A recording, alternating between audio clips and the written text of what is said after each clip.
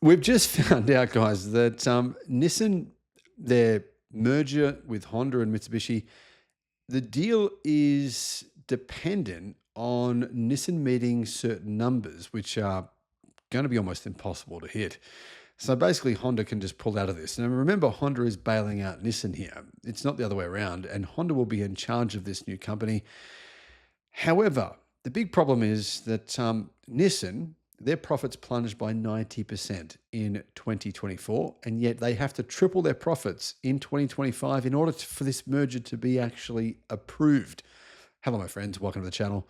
I'm Sam Evans. You're watching The Electric Viking. Great to have you with us. I want to say a big thank you to our Patreon supporters. Really appreciate you guys. I'll put a link in the description to our Patreon page if you want to support us on there.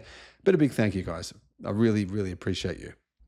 Nissan must triple its profits to merge with Honda in 2024. Its profits fell 90%. How exactly is Nissan going to triple its profits after its profits continue to go down? And the key reason, the biggest reason behind that is because of China, right? No one in China is saying, oh, wow, look at all these brand new, great looking cars coming from Nissan. We're going to suddenly change our minds. Instead of not buying your cars anymore, we're going to suddenly buy them. That's just not going to happen. The proposed merger between Nissan, Honda, and potentially Mitsubishi has, well, it could become a pretty significant deal. It could mean that instead of one of these companies going bankrupt within the next 18 months, all three will. No, I don't think it's going to happen within 18 months, but I do think it will happen before 2030.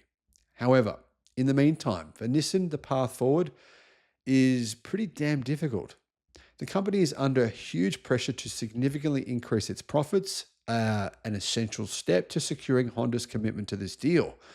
Now, remember, Honda will be running this new company. They will be the president. They will elect the president. They will be in control of the board. This is not Nissan as you thought of it in the past. If you're buying a Nissan today, I highly caution you. I caution you because this deal may not happen. If it doesn't, Nissan has no way out. There is no one coming to pay off their bills. They have to pay enormous. They have an enormous debt burden to pay, which they've admitted they can't pay. That's why they said, we have to have an investor bail us out. They publicly said that. So if you do buy a Nissan car, there is the potential that you will be driving a Fisker, right? An orphaned vehicle. That could happen.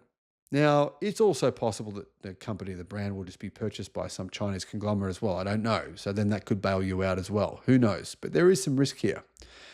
Without a clear financial turnaround, this merger may never happen.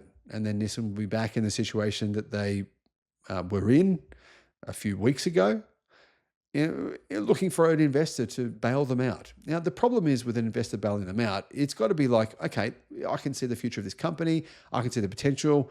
What potential is there, really? Nissan is saying, well, you know what's going to save us? Our solid-state batteries, which are, it's just the stuff of Disney fantasy, their solid-state batteries. Everyone knows that they're not real, right? So what else is going to save Nissan? Well, here's the problem. Their debt is rated junk, right? They're the only automaker, the only major automaker in the world whose debt is rated at junk. Doesn't sound all that confidence-inspiring if you ask me. They also have a debt bond repayment due, I believe, within the next 12 months, which is $7 billion, and there's just no way to pay it. At a joint press conference last month, the automakers unveiled a graph projecting Nissan's highly ambitious goal of significantly increasing its operating profit by August of 2026. The tentative timeline for the merge to actually be contractually signed. To hit this target, Nissan will need to rake in $2.6 billion at current exchange rates. The problem is Nissan's operating profits fell by 90%, dropping from 336.7 billion yen, which is a lot, to 32.9 billion yen, which is 2.3 billion, $225 million at today's rates, representing an operating profit margin of just 0.5%. Basically, they make nothing on their cars. In fact, they made a loss in 3 quarters of last year. Net income took an even steeper dive, falling 93.5% from 296.2 billion yen to 19.2 billion yen, which was $2 billion, compared to 131 million. So income fell to 131 million in the first half of fiscal year 2024 compared to the same period the previous year. In other words, income, profits, they're all going in the wrong direction. According to Nikkei Asia, the combined group aims to generate 19 billion in annual earnings while establishing synergies worth $6.4 billion. This stuff it's all just absolute fantasy, if you ask me. I just can't see any reality here whatsoever. By the way, Honda says that they also have a solid-state battery too. Yeah. For Nissan, this means contributing around 600 billion yen, $3.8 billion US dollars in profit over the long term.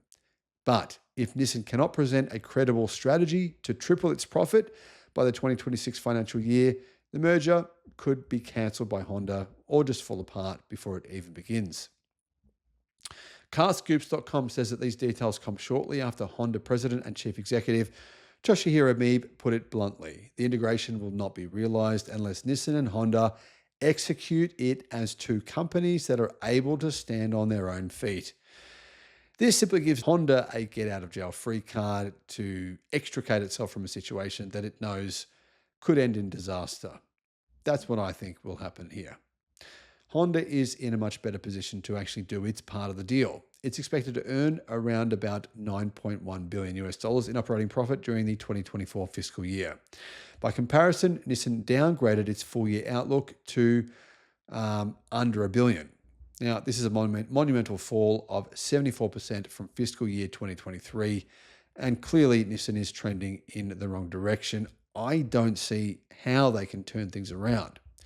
Following planned capacity cuts, Nissan will be able to manufacture around 4 million vehicles annually, but that's too many. They currently have the capacity to build far more than that, but they've closed down several factories already. According to company boss Makoto Ukida, Nissan can make a profit if it sells 3.5 million units annually and allows for shareholder returns and growth investments, but I don't know how that's the case.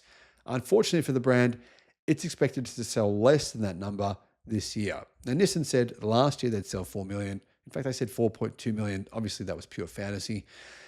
And Nissan's sales are falling like a rock in China. There's just no real likelihood of that changing anytime soon. Many terms of the merger still need to be finalised. Nissan and Honda will finalise their share transfer ratio in June, taking into account average stock prices before the memorandum of understanding was signed. Honda's share price took a battering after the announcement of the planned merger due to fears that Nissan will basically sink it. I mean, it's like a drowning man. You're out in the ocean, a drowning man grabs you, right? You've got nothing to hold on to. He's going to drown you as well. That often happens. This is going to be the same situation. Unless that is, Honda does the smart thing and removes itself from this deal as soon as possible. But I could be wrong. Let me know your thoughts in the comments. Bye-bye.